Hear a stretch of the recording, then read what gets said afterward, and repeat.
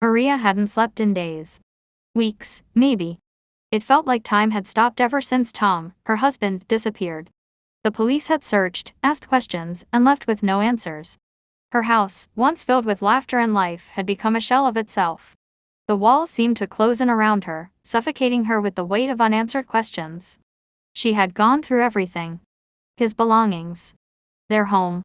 The woods where he liked to take his RC car, the Traxxas Bandit. But one thing kept gnawing at her: she hadn't checked the car. Not once. She had assumed it was just another piece of his hobbies, something insignificant compared to everything else.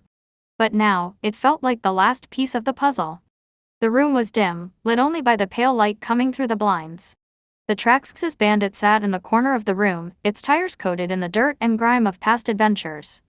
Maria stood in front of it for a long moment, staring at the car. It felt wrong. She couldn't explain why, but something about it unnerved her now. With trembling hands, she knelt down and slowly lifted the body shell off. Her breath caught in her throat. The inside of the car wasn't what she expected.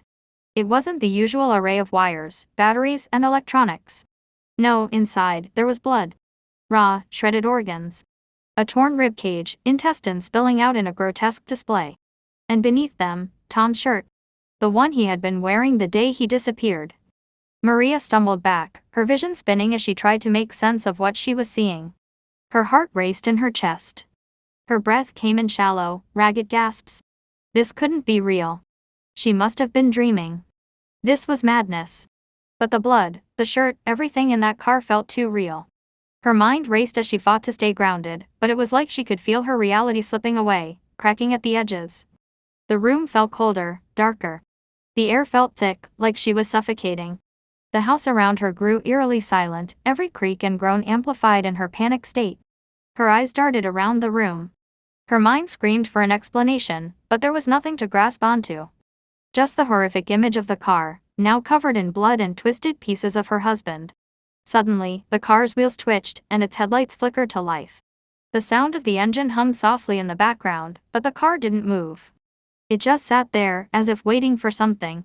Maria's hand shook as she reached for the revolver Tom kept in the drawer. It was the only thing she could think to do. She felt trapped, locked in her own mind, lost to the terror of what she had found.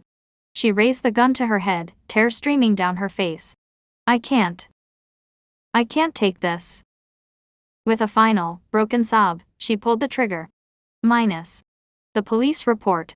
When the police arrived at Maria's home, they found her lying on the floor, the revolver still clutched in her hand. Her eyes were wide with terror, her face frozen in a final grimace of fear. The room was chaotic, papers and files scattered across the floor, photographs of Tom pinned to the walls. But the Traxxas Bandit was gone. The officers searched the house top to bottom. They checked the closet, the attic, the garage. There was no sign of the car. No blood. No organs. Just a faint smell of rubber in the air, and tire marks on the floor leading away from the room, disappearing into the darkness of the hallway.